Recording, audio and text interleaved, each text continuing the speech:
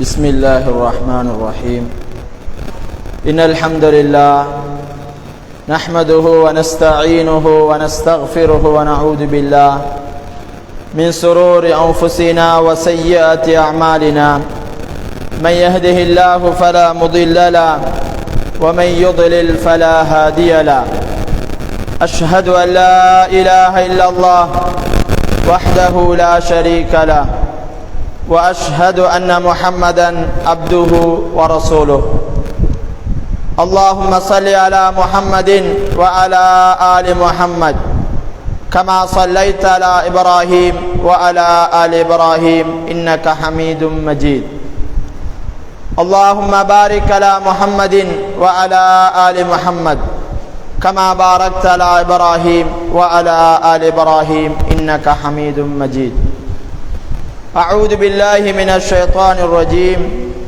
يا أيها الذين آمنوا اتقوا الله حق تقاته ولا تموتن إلا وأنتم مسلمون وقال أيضا يا أيها الناس اتقوا ربكم الذي خلقكم من نفس واحدة وخلق منها زوجها وبث منهما رجالا كثيرا ونساء واتقوا الله الذي تساءلون به والأرحام إن الله كان عليكم رقيبا وقال أيضا يا أيها الذين آمنوا اتقوا الله وقولوا قولا سديدا يصلح لكم أعمالكم ويغفر لكم ذنوبكم ومن يطع الله ورسوله فقد فاز فوزا عظيما أحسن الحديث كتاب الله وخير الهدي هدي محمد صلى الله عليه وسلم وشر الأمور محدثاتها وكل محدثة بدعة وكل بدعة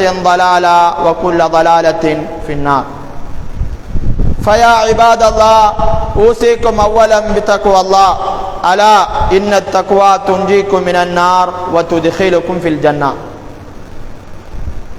இந்த உலகத்தை படைத்து பரிபாலித்து ஆட்சி புரிந்து கொண்டிருக்கின்ற எல்லாம் அல்ல அல்லாஹ்வுக்கு புகழனைத்தும் அல்ஹம்துலில்லாஹ்.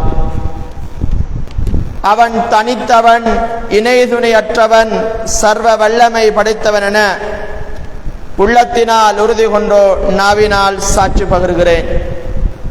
சாந்தியும் சமாதானமும் எம் உயிரிலும் மேலான நபிகள் நாயகம் ஸல்லல்லாஹு அலைஹி வஸல்லம் அவர்கள் மீதும் அவர்களுடைய வாழ்க்கையை அப்படியே எடுத்து நடந்த உத்தம தோழர்கள் தொடர்ந்தவர்கள் இன்று வரைக்கும் இஸ்லாத்தை அதன் தூய வடிவிலே பின்பற்றி கொண்டிருக்கின்ற முஸ்லிமான ஆண்கள் பெண்கள் இருபாலாருக்கும் அல்லாஹ்வினுடைய அருளும் பரக்கத்தும் என்றென்றும் நிலவட்டுமாக.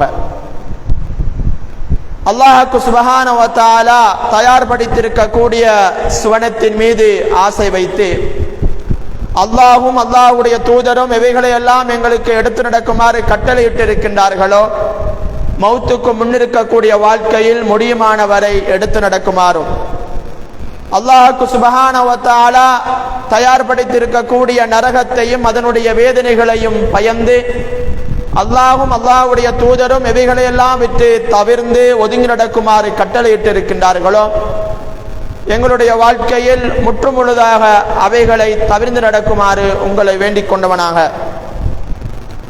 அன்பார்ந்த இஸ்லாமிய உறவுகளே, ஆரம்பமாக ஒரு செய்தியை பதிவு செய்ய கடமைப்பட்டிருக்கிறேன். வெள்ளிக்கிழமை தினம் ஜும்மாவுக்காக இந்த இடத்தில் நாங்கள் எல்லோரும் ஒன்று கூடி இருக்கிறோம். குறிப்பாக வெள்ளிக்கிழமை தினங்களில் நேர காலத்தோடு பள்ளி வாயிலுக்கு நாங்கள் அனைவரும் சமூகம் தர வேண்டும்.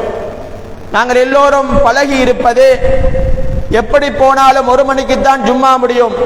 எனவே நாங்கள் 12:30க்கு போவோம். அன்பார்ந்தவர்களே, வெள்ளிக்கிழமை ஜும்மாவுடைய தினம் 12:30 1 மணி என்பதல்ல, லுஹருடைய அதானோடு ஏற வேண்டும். எனவே இந்த பள்ளி வாயிலுடைய நிர்வாகத்தினருக்கும் ஏனைய பள்ளி வாயில்களாக இருந்தாலும் எல்லா பள்ளி வாயில்களிலையும் அதானோடு ஜும்மாவை ஆரம்பிக்குமாறு பணிவன்போடு கேட்டுக்கொள்கிறேன். அப்போதுதான் அதிகமானவர்கள் ஜும்மாவுக்கு வருவார்கள். பாங்கு கேட்டுக்க பிறகு எப்படியும் 10-15 நிமிடத்துக்கு பிறகுதான் ஜும்மா ஆரம்பிப்பார்கள். அப்போ போய்கொள்வோம் என்று ஜும்மாவுடைய விஷயத்திலே பொதுபோக்கானவர்களாக நாங்கள் இருந்து கொண்டிருக்கிறோம். பெரும்பாலும் எல்லோருமே அந்த விடயத்தில் பொடுபோக்காவே காணப்படுகிறோம். அந்த குறிப்பிட்ட 10 நிமிடத்திற்குள் என்னுடைய உயிர் போய்விட்டால் ஜும்மா கடமையான நிலையிலே ஜும்மா தொழாதவனாக காபிரான நிலையிலே நான் போய்விட்டால் என்னுடைய நிலைமை என்னவாக இருக்கும் என்று நாங்கள் ஒவ்வொருவர்களும் சிந்திக்க கடமைப்பட்டிருக்கிறோம். எனவே இனி வரக்கூடிய ஜும்மாவில் அதானோடு ஏறுவதற்கான ஏற்பாடுகளை இந்த நிர்வாகம் செய்ய வேண்டும். பள்ளி வாயிலுக்கு ஜும்மாவுக்கு அனைவரும் வர வேண்டும். இது என்னுடைய கட்டளை கிடையாது, அல்லாஹ்வினுடைய கட்டளை. அல்லாஹ்வுக்கு சுப்ஹானஹு வ தஆலா யா அய்யுஹல்லதீன ஆமனு, ஏ விசுவாசிகளே, ஈமான் கொண்டவர்களே, இதா நூதிய லிஸ்ஸலாத்தினில் ஜும்ஆ, ஜும்மாவுக்கான அழைப்பு உங்களுக்கு விடப்பட்டு விட்டால் நீங்கள் வதருல் பை, உங்களுடைய வியாபாரங்களை எல்லாம் தூக்கி எறிந்து விட்டு வர வேண்டும் என்று அல்லாஹ் கட்டளையிடுகிறான். அல்லாஹ்வுடைய கட்டளையை மீறி பள்ளிக்கு நாங்கள் பாங்கு கேட்டும் வராதவர்களாக இருந்தால் எங்களை விட கேடு கெட்டவர்கள் யாரும் இல்லை. எனவே நேர காலத்தோடு ஜும்மாவை ஆரம்பிக்க வேண்டும் என்பதை இந்த இடத்தில் பணிவன்போடு கேட்டவனாக தலைப்புக்குள் நான் வருகிறேன். அன்பார்ந்த இஸ்லாமிய உறவுகளே, இன்றைய ஜும்மாவினுடைய தலைப்பாக இஸ்லாமிய பார்வையில் கடன் கொடுக்கல் வாங்கல் என்ற ஒரு தலைப்பு எனக்கு தரப்பட்டிருக்கிறது. ஏன் இந்த தலைப்பு தெரிவு செய்யப்பட்டது என்று சொன்னால், இன்றைய உலக வாழ்க்கையில் உண்மையில் எல்லா மனிதர்களும் நாங்கள் எங்களுடைய வாழ்க்கையில் பொருளீட்டல் என்று சொல்லுகிற பொருளாதாரத்தை தேடிக்கொள்ள வேண்டும் என்பதில் மும்முரமாக இருக்கிறோம். ஹலாலான வழியிலோ ஹராமான வழியிலோ எப்படியாவது 4 காசுகள் என்னுடைய பக்கத்துக்குள் வர வேண்டும் என்பதற்காக உழைப்பிலே முன்னேறி கொண்டு போகிறோம். இன்றைய காலகட்டத்தில் குறிப்பாக கடன் என்று சொல்லுகிற ஒன்று இல்லாமல் எங்களுடைய வாழ்க்கை போவதே கிடையாது. சாதாரணமாக ஒரு தொலைபேசியாக இருந்தாலும் கூட தொலைபேசியில் காசு முடிந்து விட்டால் நீங்கள் அவசரமாக கோல் எடுக்க வேண்டுமாக இருந்தால் உங்களுக்கு அந்த மொபிட்டல் நிறுவனம் அல்லது டயலாக் நிறுவனம் உங்களுக்கு லோனை தருகிறது. 30 ரூபாவா தருகிறோம், உடனடியாக உங்களுக்கு தருகிறோம் என்று சாதாரணமாக இன்று லோன் என்பது எல்லோருடைய வாழ்க்கையிலேயும் சர்வ சாதாரணமாக போயிருக்கிறது.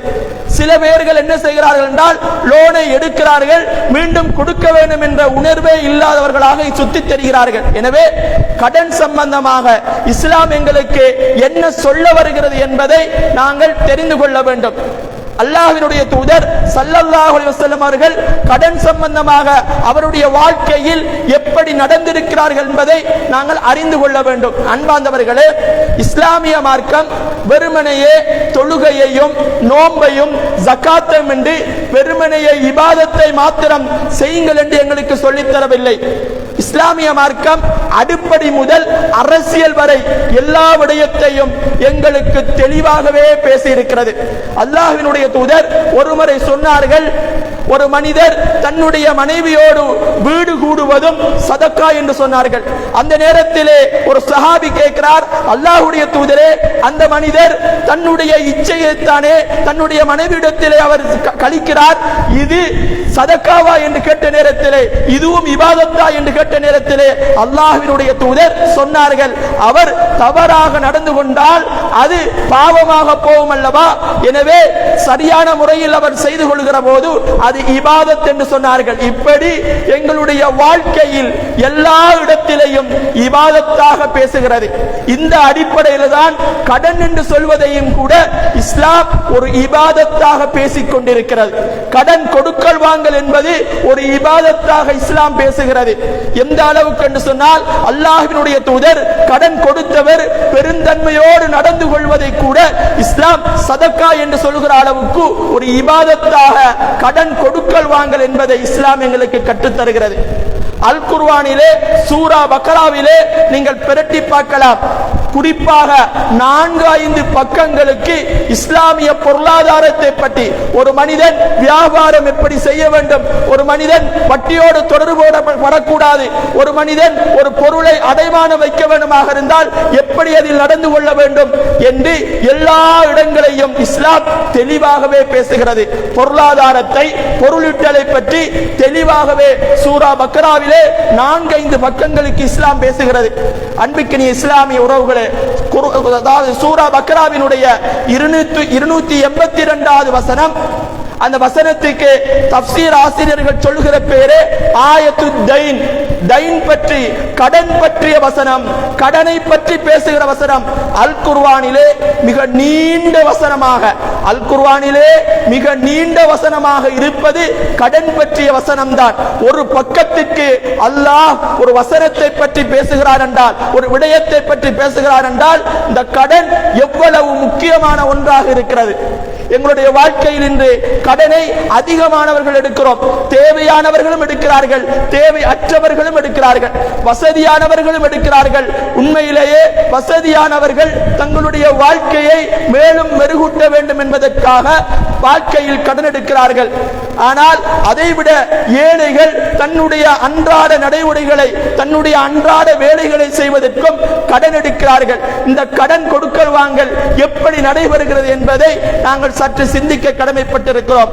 அன்பார்ந்தவர்களே, கடனை பற்றி அல் குர்ஆன் பேசுகிற போது சூரா பக்ராவினுடைய 282வது வசனத்திலே அல்லாஹ் தெளிவாகவே பேசுகிறான். அந்த வசனத்தை அல்லாஹ் இப்படி ஆரம்பிக்கிறான்: யா அய்யுஹல்லதீன ஆமனு, ஏ ஈமான் கொண்ட விசுவாசிகளே, இதா ததாயந்தும் பிதைனின் இலா அஜலின் முசம்மா, ஒரு குறிப்பிட்ட தவணைக்கு நீங்கள் கடன் கொடுக்கல் வாங்கல்கள் செய்கின்ற போது ஃபக்துபூஹு, நீங்கள் அதை தெளிவாக எழுதிக் கொள்ளுங்கள். நீங்கள் கடன் கொடுக்கல் வாங்கல் என்பது இரண்டு பேருக்கு மத்தியில் நடைபெறுகிற ஒரு கொடுக்கல் வாங்கல். இரண்டு சாராருக்கு மத்தியில் தான் அது விளங்கும். எனவே ரகசியமாக எடுத்துவிட்டு வந்துவிட்டால் இவர் தரவில்லை என்று குழப்பங்கள் வந்துவிடும். உறவுகள் பிரிவதற்கு கிராமப்புற கடைகளில் எல்லாம் எழுதி போட்டிருப்பார்கள். கடன் உறவுக்கு பகை, கடன் அன்பை முறிக்கும் என்பதெல்லாம் கடைகளிலே எழுதி போட்டிருப்பார்கள். ஏனென்றால் கடன் கொடுக்கல் வாங்கல் சரியாக இடம்பெறவில்லை என்றால் அண்ணனுக்கும் தம்பிக்கும் இடையிலே பிரச்சனை ஏற்படுகிறது. கடன் கொடுக்கல் வாங்கல் சரியாக இல்லை என்று சொன்னால் தன்னுடைய உடன்பிறந்த சகோதரனோடு பிரச்சனையாக இருக்கும், தன்னோடு தோளோடு தோள் என்ற நண்பனோடு பிரச்சனையாக இருக்கும். குடும்பங்களுக்கு மத்தியில், உறவுகளுக்கு மத்தியில் பிரச்சனை ஏற்படுவதற்கு முக்கிய காரணமாக கடன் கொடுக்கல் வாங்கல் இருக்கிறது. எனவேதான் இஸ்லாம் சொல்லுகிறது, அது ஒரு ரூபாயாக இருந்தாலும் சரி, ஒரு கோடியாக இருந்தாலும் சரி, எவ்வளவாக இருந்தாலும் சரி, நீங்கள் கடன் கொடுக்கல் வாங்கல்களை செய்கிறீர்களா, நீங்கள் என்ன செய்ய வேண்டும் தெரியுமா? இரண்டு சாட்சிகளை வைத்து எழுதி கொள்ளுங்கள் என்று இஸ்லாம் எங்களுக்கு சொல்கிறது. சும்மா கொடுக்க வேணாம். எடுத்தவர் நீங்கள் தரவில்லை என்று சொல்லிவிட்டால் இரண்டு சாரார் என்னுடைய மானம் போய்விடும் என்று ரகசியமாக நாங்கள் கேட்போம். கேட்கின்ற போது கூட இஸ்லாம் நீங்கள் அதை எழுதி கொள்ளுங்கள், உங்களுடைய மனைவி மக்களுக்கு தெளிவுபடுத்திக் கொள்ளுங்கள், தெளிவாக பேசிக் கொள்ளுங்கள். இன்னார் எனக்கு இவ்வளவு தர இருக்கிறது, இன்னாரிடமிருந்து நான் இவ்வளவு வாங்கி இருக்கிறேன் என்று நாங்கள் தெளிவாக எழுதி இருக்க வேண்டும் என்று இஸ்லாம் எங்களுக்கு சொல்கிறது. உங்களுக்கு சாட்சி கிடைக்கவில்லையா, பெண்களை கூட நீங்கள் சாட்சியாக எடுங்கள் என்று இஸ்லாம் எங்களுக்கு கடனுடைய விஷயத்திலே பேசுகிறது. அன்பிக்கினிய இஸ்லாமிய உறவுகளே, அல்லாஹ்வினுடைய தூதர் கடன் பற்றி பேசுகிற போது என்ன சொன்னார்கள் தெரியுமா? கடனை ஒரு இபாதத்தாக சொல்லி காட்டினார்கள். இப்னு மாஜா என்ற ஹதீஸ் கிரந்தத்திலே 1987வது ஹதீஸாக இந்த செய்தி பதிவு செய்யப்பட்டிருக்கிறது. அப்துல்லாஹ் இப்னு மஸ்ஊத் ரலியல்லாஹு அன்ஹு அவர்கள் இந்த செய்தியை அறிவித்திருக்கிறார்கள். அல்லாஹ்வுடைய தூதர் சொன்னார்கள், ஒரு முஸ்லிம் மாமின் முஸ்லிமின் யுக்ரிது முஸ்லிமன் கர்தம் மர்ரத்தைனி, ஒரு முஸ்லிம் இன்னொரு முஸ்லிமுக்கு இரண்டு தடவைகள் கடன் கொடுக்கிறார். முதலாவது முறை கடன் கொடுத்தார், திரும்பியும் அந்த மனிதர் கடன் வந்து கேட்கிறார், மீண்டும் அந்த மனிதனுக்கு கடனாகத்தான் கொடுக்கிறார் என்றால் அவர் ஒரு முறை கொடுத்தது, இரண்டு முறை கொடுத்தது, அதில் ஒரு முறை சதக்கா செய்த நன்மையை அல்லாஹ் அவருக்கு கொடுக்கிறான். எந்த அளவுக்கு கடன் என்று சொல்கிற இந்த விடயத்தை, கடன் கொடுக்கல் வாங்கலை இஸ்லாம் இபாதத்தாக சொல்கிறது. திரும்ப திரும்ப கடன் வாங்குகிற போது கூட அவர் கொடுத்தால் அது சதக்காவாக பதிவு செய்யப்படுகிறது. கடன் தான், அவர் திருப்பி தருவார் தான். ஆனால் கடன் கொடுத்தவர் மீது அல்லாஹ் இரக்கம் காட்டுகிறான். கடன் கொடுத்தவருக்கு அல்லாஹ் நன்மையை பதிவு செய்கிறான் என்று அல்லாஹ்வினுடைய தூதர் ஸல்லல்லாஹு அலைஹி வஸல்லம் அவர்கள் சொன்ன செய்தியை நாங்கள் பார்க்கிறோம். அது மாத்திரமல்ல, அல்லாஹ்வினுடைய தூதர் ஸல்லல்லாஹு அலைஹி வஸல்லம் வாழ்க்கையில் பல்வேறு விதமான நிகழ்வுகளை பார்க்கிறோம். ஒருமுறை அல்லாஹ்வினுடைய தூதர் ஒரு ஒட்டகம் ஒன்றை கடன் வாங்கி இருந்தார்கள். ஒரு அரபியிடத்திலே, ஒரு நாட்டுப்புறத்தில் இருந்து வந்த ஒரு அரபியிடத்திலே அல்லாஹ்வினுடைய தூதர் ஒட்டகம் ஒன்றை கடன் வாங்கி இருந்தார்கள். இந்த செய்தியும் இப்னு மாஜா என்ற ஹதீஸ் கிரந்தத்திலே 1982வது ஹதீஸாக பதிவு செய்யப்பட்டிருக்கிறது. அன்பிற்கினிய இஸ்லாமிய உறவுகளே, அபூ ஹுரைரா ரலியல்லாஹு அன்ஹு அவர்கள் அறிவிக்கிறார்கள், ஒரு முறை அந்த அரபி வந்து ஒட்டகத்தை கேட்கிறார். கடனாக வாங்கிய ஒட்டகத்தை தாருங்கள் என்று கேட்கிறார்கள்.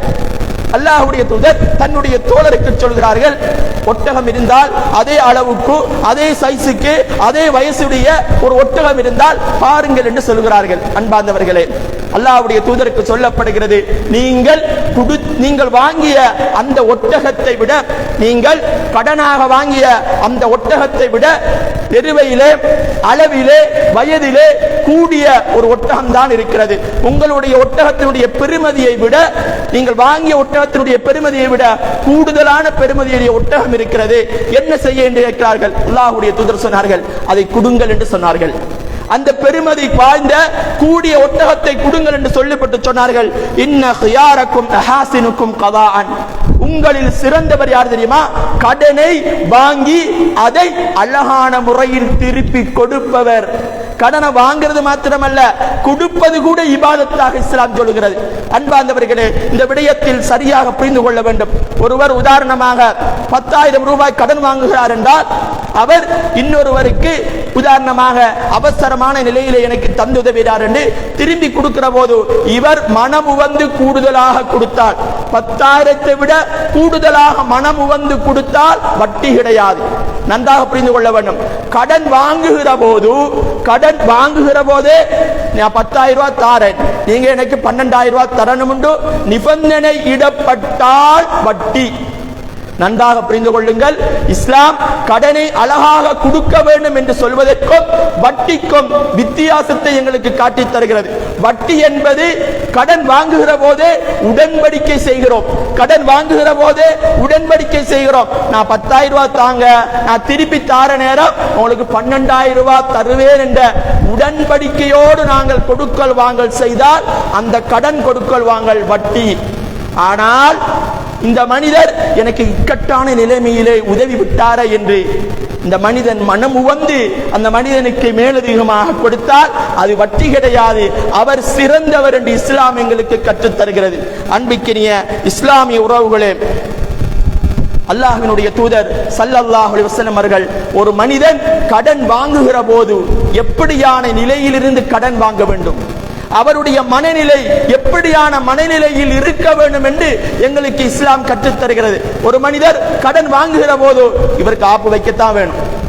இவரு ஊர் ஃபுல்லா இவரு என்ன செய்யறாரு, ஒழுங்கா செய்யறே இல்ல, இவர் எல்லார காசையும் இவர் கேம கொடுக்கிறாரு, விலை கூட கொடுக்கிறாரு, இப்படி விற்கிறாரு, இவருக்கு கொஞ்சம் ஆப்பு வைக்கணும் என்பதற்காக என்ன செய்யறா, கடனை வாங்குறது, திருப்பி கொடுக்கிறே இல்ல. இந்த மனநிலையிலே ஒரு மனிதன் கடன் வாங்கினால் அல்லாஹ்வினுடைய தூதர் சொன்னார்கள், புகாரி என்ற ஹதீஸ் கிரந்தத்தில் 2387வது ஹதீஸாக இந்த செய்தி பதிவு செய்யப்பட்டிருக்கிறது. சொன்னார்கள், யார் ஒரு மனிதர் மன் அகத அம்வாலன் நாஸ் யுரீது அதாஹா, ஒரு மனிதர் கடனாக இன்னொரு மனிதனிடத்திலே வாங்குகிறார், அவருடைய நாட்டம் நான் நல்ல நிலையில் வந்ததுக்கு பின்னால் அந்த கடனை உரிய தவணையில் நிறைவேற்றுவேன் என்ற எண்ணத்தோடு நல்ல எண்ணத்திலே வாங்கினால் அப்தல்லாஹ் அன்ஹு, அல்லாஹ் அந்த கடனை நிறைவேற்றி விற்பான். அன்பார்ந்தவர்களே, நாங்கள் கடன் வாங்குகிற போது நான் குறிப்பிட்ட தவணையிலே அந்த மனிதரிடத்தில் வாங்குகிறேன், அதை சரியாக நான் நிறைவேற்றுவேன் என்று எண்ணத்தோடு அந்த மனிதன் வாங்கினால் அதை அல்லாஹ் நிறைவேற்றி வைப்பான். அது அல்லாமல் அந்த மனிதன் இவனுக்கு ஆப்பு வைக்க வேண்டும், இவனுக்கு ஒண்ணுமே செய்யக்கூடாது, திருப்பி கொடுக்கவே கூடாது என்று அந்த நோக்கத்தோடு கடன் வாங்கினால் அல்லாஹ் அவனுடைய சொத்தை அழித்து விடுவான் என்று அல்லாஹ்வுடைய தூதர் சொன்னார்கள் என்றால், அன்பிற்கினிய இஸ்லாமிய உறவுகளே, கடனை வாங்குவது மாத்திரமல்ல அதை திருப்பி கொடுக்க வேண்டும் என்ற செய்தியை இந்த ஹதீஸ்கள் எங்களுக்கு சொல்லித் தருகிறது. இன்று எங்களுடைய வாழ்க்கையில் எப்படியான அடிப்படையில் எல்லாம் கடன் வாங்கி கொண்டிருக்கிறோம். தொலைபேசியை ஓபன் பண்ணி பார்க்க முடியாது, வானொலியை கேட்க முடியாது, எங்களுடைய தொலைக்காட்சி பெட்டிகளை திறந்து பார்க்க முடியாது, பத்திரிகைகளை பார்க்க முடியாது. எல்லா இடத்திலேயும் கடன் வாங்குவதற்கான வழிகளை காட்டிக்கொண்டே இருக்கிறார்கள். அத்தியாவசியமோ இல்லையோ, தேவையோ இல்லையோ, எப்படியாவது கடன் வாங்க வேண்டும். வீடு கட்ட வேண்டுமா, கடன் வாங்குங்கள். படிக்க வேண்டுமா, கடன் வாங்குங்கள். எதுக்கு வேண்டாலும் கடன் வாங்குங்கள் என்று உங்களுக்கு சொல்லிக்கொண்டே இருப்பார்கள். இன்று அதாவது தவணை அடிப்படையில், இன்ஸ்டால்மெண்ட் அடிப்படையிலே உங்களுக்கு கடன் தந்து கொண்டிருக்கிறார்கள். இவைகளெல்லாம் வட்டி என்று தெரிந்து கொண்டு என்ன செய்ய, அடுத்தவர்களை பார்த்து வாழ்வதற்காக எங்களுடைய வாழ்க்கையில் கடனை வாங்குகிறோம். அடுத்த வீட்டால் வாகனம் வாங்கிக்கிறார், அவற்ற காசு இருக்குது, அவர் வாங்கிக்கிறார். எங்கட பொஞ்சாரி சொல்றார் என்பதற்காக மனைவி அடுத்தவர்களை பார்த்து சந்தோஷமாக இருக்க வேண்டும் என்று சொல்லி கடன் வாங்குகிறார்கள். இன்று அதிகமானவர்கள் பேங்கிலே வைத்து வாங்குகிறார்கள். எந்த அளவுக்கு எங்களுடைய இஸ்லாமிய சமூகம் போய்விட்டது என்று சொன்னால், இன்று சில இஸ்லாமிய பெயர்களில் வங்கிகள் இருக்கிறது. இஸ்லாமிய பெயர்களில் இருந்து கொண்டு வட்டியை இஸ்லாமிய பெயராக செய்து கொண்டிருக்கிறார்கள். பெயரை பார்த்தா இஸ்லாமிய பெயராக இருக்கும், ஆனால் முழுக்க முழுக்க இஸ்லாம் ஹராமாக்கிய வியாபார ஒப்பந்தங்களும் கடன் ஒப்பந்தங்களும் அங்கு நிறைவேற்றப்படுகிறது. இஸ்லாமிய பெயர் தானே, வட்டி இல்லைதானே என்று எங்களுடைய முஸ்லிம் சமூகம் அந்த வங்கிகளுக்கு பின்னாலும் வைத்து வட்டியின் பின்னால் போய்விடுகிறார்கள். லோனை எடுக்கிறார்கள். சில மனிதர்கள் லோனை எடுத்துவிட்டு வேற ஒரு ஏரியாவுக்கே போய்விடுகிறார்கள். அந்த கடனை உரிய அடிப்படையில் நிறைவேற்ற வேண்டும் என்ற எண்ணம் கூட இல்லாதவர்களாக இருக்கிறார்கள். அன்பார்ந்தவர்களே, எப்படி கடன் ஒரு இபாதத்தோ, கடன் ஒரு இபாதத் என்று சொன்ன அதே ரசூலுல்லாஹ் கடனை ஒரு இபாதத்தாக எங்களுக்கு வழங்கப்படுத்திய ரசூலுல்லாஹ் அந்த கடனை ஒரு பாவமாக சொல்லி வந்தார்கள். கடன் வாங்குவது லேசான விஷயம் அல்ல. ஒரு கடன் கொடுப்பதை இபாதத்தாக சொன்ன அதே ரசூலுல்லாஹ் தான் கடன் வாங்கினால் அது பாவம் என்று சொல்கிற அளவுக்கு அல்லாஹ்வுடைய தூதர் எங்களுக்கு எச்சரிக்கை செய்தார்கள். எந்த அளவுக்கு என்று சொன்னால், அல்லாஹ்வினுடைய தூதர் ஒரு முறை தன்னுடைய தோழர்களுக்கெல்லாம் பயான் செய்து கொண்டிருக்கிறார்கள். ஜிஹாதை பற்றி, அல்லாஹ்வினுடைய பாதையில் புனித போர் செய்வதை பற்றி உரையாற்றிக் கொண்டிருக்கிறார்கள். அந்த நேரத்தில் ஒரு மனிதர் எழும்புகிறார். அல்லாஹ்வுடைய தூதரே, நீங்கள் சொல்வதைப் போல அல்லாஹ்வுடைய பாதையில் நான் என்னுடைய உயிரை தியாகம் செய்கிறேன், எனக்கு சுவனம் கிடைக்குமா என்று கேட்கிறார். அல்லாஹ்வுடைய தூதர் சொல்கிறார்கள், ஆம், உமக்கு சுவனம் கிடைக்கும். நீங்கள் அந்த யுத்தத்திலே கலந்து கொண்டு பொறுமையோடு நீங்கள் இருந்து ஷஹீதாக்கப்பட்டால் உமக்கு சுவர்க்கம் கிடைக்கும் என்று சொன்ன நேரத்தில் சொல்லிவிட்டார்கள். சிறிது நேரம் போகிறது. அல்லாஹ்வுடைய தூதர் அந்த கேள்வி கேட்ட மனிதர் எங்கே என்று மீண்டும் கேட்கிறார்கள். கேள்வி கேட்ட மனிதர் எங்கே என்று கேட்கிறார்கள்.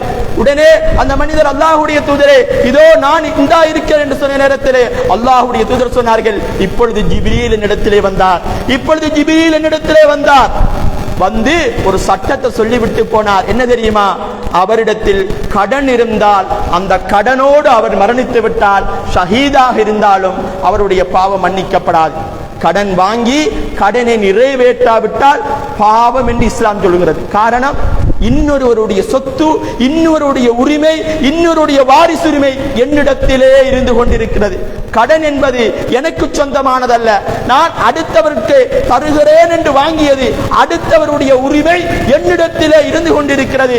அந்த உரிமையை சரியாக அவரிடத்திலே கொடுக்கிற வரைக்கும் நீங்கள் ஷஹீதாக இருந்தால் கூட பாவங்கள் மன்னிக்கப்படாது என்று அல்லாஹ்வுடைய தூதர் எச்சரிக்கை செய்தார்கள். அப்படியாக இருந்தால் இபாதத் என்று சொன்ன அதே கடன் பாவமாக இருந்தால் நாங்கள் எவ்வளவு அவதானமாக கடனுடைய விஷயத்திலே இருக்க வேண்டும். அல்லாஹ்வுடைய தூதர் ஸல்லல்லாஹு அலைஹி வஸல்லம் சபைக்கு மரணித்து விட்டால் ஜனாசாக்கள் வரும். வந்ததோடு அல்லாஹ்வுடைய தூதர் முதலாவது கேட்பார்கள் தெரியுமா? உங்களுடைய தோழருக்கு, இதோ மரணித்திருக்கக்கூடிய இந்த ஜனாசாவுக்கு ஏதாவது கடன் இருக்குதா என்று கேட்பார்கள். எங்கட ஊர்களையும் ஜனாசா வச்சுக்கொண்டு முன்னுக்கு மௌலவி அல்லது முன்னுக்கு இருக்கிற யாராவது ஒரு ஆள் கேட்பார், இவருக்கு யாராவது ஜனாசாக்கு இந்த கடன் இருந்தால் இவர் பொறுப்பு வருவார், பொறுப்பு சொல்லி போயிடுவார்கள். ஆனால் அல்லாஹ்வுடைய தூதர் அப்படி செய்யவில்லை. என்ன சொன்னார்கள் தெரியுமா? முதலாவது கேட்பார்கள். ஒரு முறை ஜனாசா வருகிறது. ஜனாசா வந்து இருக்கிற போது அல்லாஹ்வுடைய தூதர் முன்னுக்கு வந்து சொல்கிறார், இவருக்கு கடன் இருக்கிறதா என்று.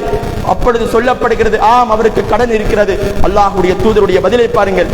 நீங்களே உங்களோட உறவை தொழுவிச்சு கொள்ளுங்க, என்ன பொறுப்பு சொல்லாதீங்க.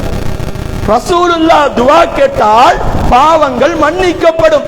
அப்படிப்பட்ட ரசூலுல்லாஹ்வே நான் அவருக்கு தொழுவிக்க மாட்டேன், அவர் கடனோடு இருக்கிறார், அடுத்தவருடைய சொத்தை எடுத்திருக்கிறார், அதை கொடுக்கிற வரைக்கும் நான் பொறுப்பெடுக்க மாட்டேன், நீங்கள் தொழுவிச்சு கொள்ளுங்கள் என்று அல்லாஹ்வுடைய தூதர் சொல்கிறார்கள். அன்பிற்கினிய இஸ்லாமிய உறவுகளே, இன்னும் ஒரு தடவை அபூ கதாதா என்று சொல்கிற நபித்தோழர் அந்த ஜனாசாவுக்கு பொறுப்படுத்ததாக வந்திருக்கிறது. அந்த ஜனாசாவுக்கு அபூ கதாதா என்று சொல்கிற அந்த நபித்தோழர், அல்லாஹ்வுடைய தூதரே, அந்த ஜனாசாவுக்குரிய கடனுக்கு நான் பொறுப்பு, அதை நான் நிறைவேற்றுகிறேன் என்று சொன்னதுக்கு பின்னால் தான் தொழுவித்தார்கள். அன்பார்ந்தவர்களே, தொழுவித்து அடக்கியாச்சு, வேலை முடிஞ்சிடமே, அடக்கிட்டாங்க. அபூ கதாதா ரலியல்லாஹு அன்ஹு அவர்கள் அடுத்த நாள் வருகிறார்கள். எங்களோட வாழ்க்கையில இதெல்லாம் மிக முக்கியமான படிப்பினை. நாங்க என்ன செய்யறது தெரியுமா? ஜனாசா வந்ததோட மையத்தை பத்திக்கிட்டு இவர கடனை இன்னார் பொறுப்பெடுப்பாருன்னு சொன்னதோட முடிஞ்சிட்டு, அவர் நிறைவேற்றினாரா, கொடுத்தாரா இல்லையா, ஒன்றுமே பார்க்கறதில்ல. அதுக்கப்புறம் இப்பதான மௌத்தா போய்க்கிறாங்க, நேத்தானும் அடக்குன ஜனாசா, இப்பயே வந்து எங்க கடன் காசு கேட்கிறதா, கொஞ்சம் பொறுமையா இருங்க, நாங்களே கவலையோடு இருக்கிறோம். இப்படித்தான் எங்க ஆக்கள் ஏசுறது, கடனை நிறைவேற்றவில்லை. ஆனால் அல்லாஹ்வுடைய தூதர் அந்த கதாதா என்று சொல்லுகிற நபித்தோழருக்கு எச்சரித்தார்கள். அடுத்த நாள் வருகிறார்கள் அபூ கதாதா ரலியல்லாஹு அவர்கள். அல்லாஹ்வுடைய தூதர் கேட்கிறார்கள், கடனை கொடுத்துட்டீங்களா? நேத்து அவருக்கு பொறுப்படுத்தீங்களே, கடனை கொடுத்துட்டீங்களா? அல்லாஹ்வுடைய தூதரே, நேத்து தானே மௌத்தா போனாரு, இப்ப வந்து கேட்கிறீங்களே என்று அல்லாஹ்வுடைய தூதர் சொன்னார்கள், நீங்கள் கடனை நிறைவேற்றுகிற வரைக்கும் அவருக்கு சுவனம் தடையாக இருந்து கொண்டிருக்கிறது, நரகத்தின் குழியிலே இருந்து கொண்டிருக்கிறார். நீங்கள் கடனை நிறைவேற்றுங்கள் என்று உடனடியாக அபூ கதாதா ரலியல்லாஹு அவர்கள் அந்த கடனை நிறைவேற்றி விட்டு வந்து அல்லாஹ்வுடைய தூதரிடத்திலே சொன்னார்கள், அல்லாஹ்வுடைய தூதரே, நான் கடனை கொடுத்து விட்டேன், எடுத்த பொறுப்பை நிறைவேற்றி விட்டேன் என்று சொன்னார்கள்.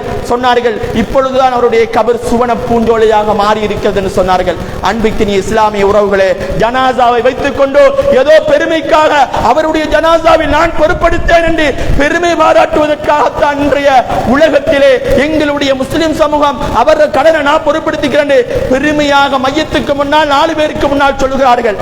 தனியே போய் கேட்டா கடன் கொடுக்கிறதும் இல்லை, ஒன்றும் இல்லை.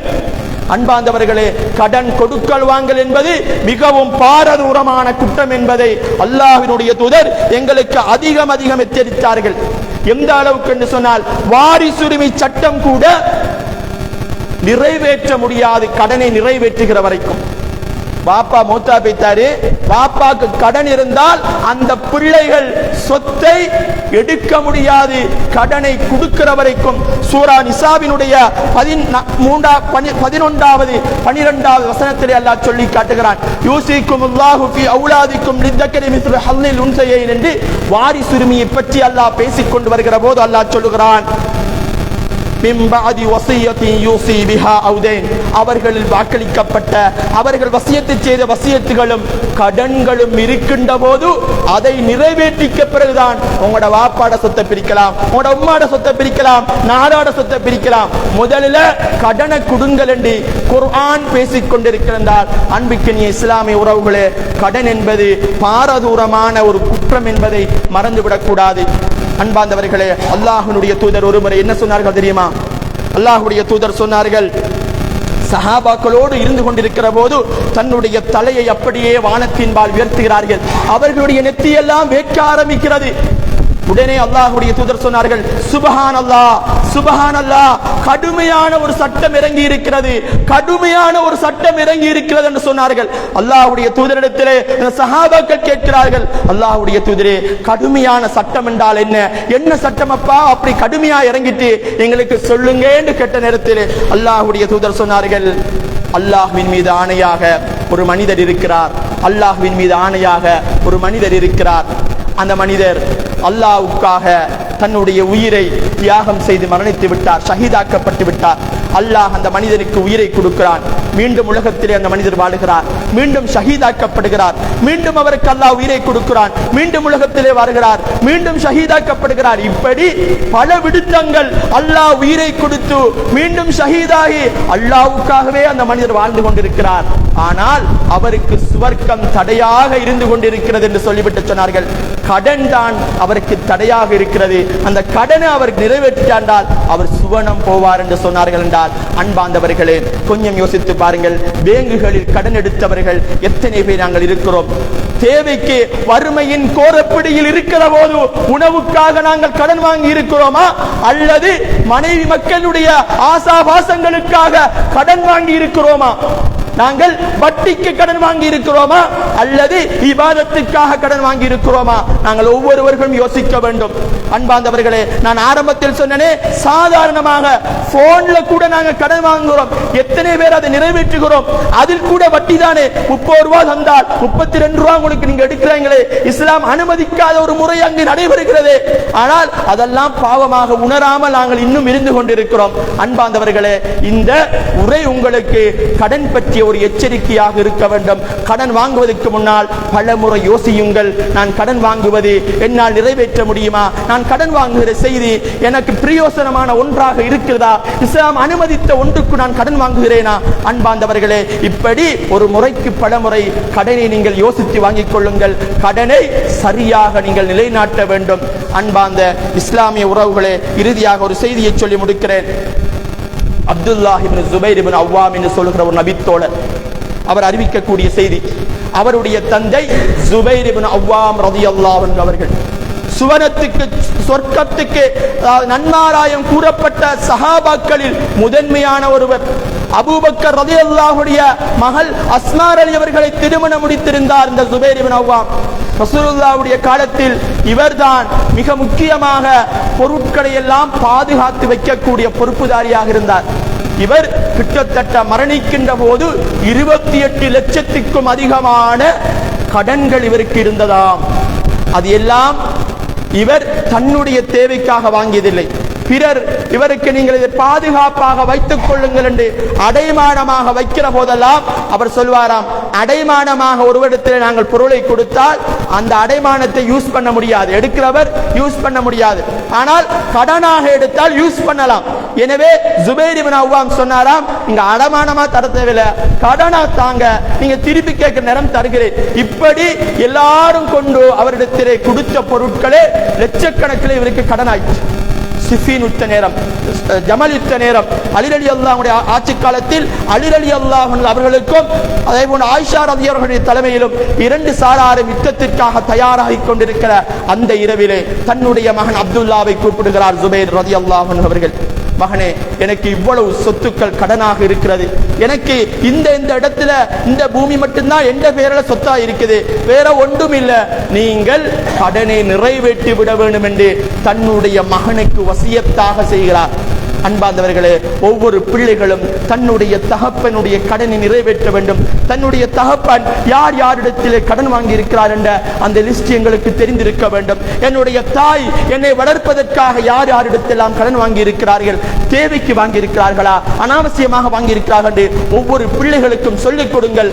நாளைக்கு மௌத்து வந்துவிட்டால் நாங்கள் சுவனம் போவதற்கு அது தடையாக ஆகிவிடும். எனவே கடனுடைய விஷயத்தில் நாங்கள் அவதானமாக இருந்து ஈரோடுகளும் வெற்றி பெறக்கூடிய கூட்டத்தில் என்னையும் உங்களையும் அல்லாஹ் சேர்த்தருள்வானாக. வாஹிரு தஅவானா அல்ஹம்துலில்லாஹி ரப்பில் ஆலமீன்.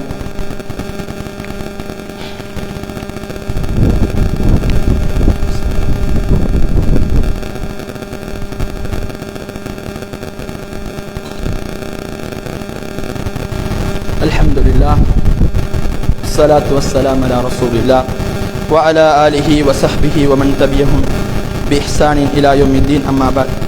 அன்பார்ந்த இஸ்லாமிய உறவுகளே, கடன் ஒரு மனிதனிடத்திலே வாங்குகின்ற போது அந்த மனிதனுடைய வாழ்க்கையில் இன்னொரு தப்புகள் தவறுக்கு அவன் மனிதன் போய்விடுவான் என்று அல்லாஹுடைய தூதர் எங்களுக்கு சொன்னார்கள். அல்லாஹுடைய தூதர் தொழுகையில் அத்தஹியாத்து ஓதுவார்கள்.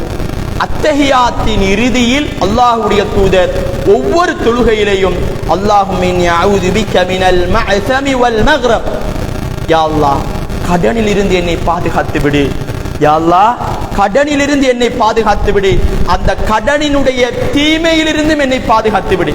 ஒரு மனிதன் கடன் வாங்கிவிட்டால் அவன் எல்லா பாவங்களுக்கும் வழிவகுத்துவிடும். வட்டிக்கு அவனுக்கு வழிவகுக்கும், பொய் பேசிக்கொண்டே இருப்பான், தாரேன் என்பான், தரமாட்டான், நாளைக்கு தருகிறேன் என்பான், தரமாட்டான்.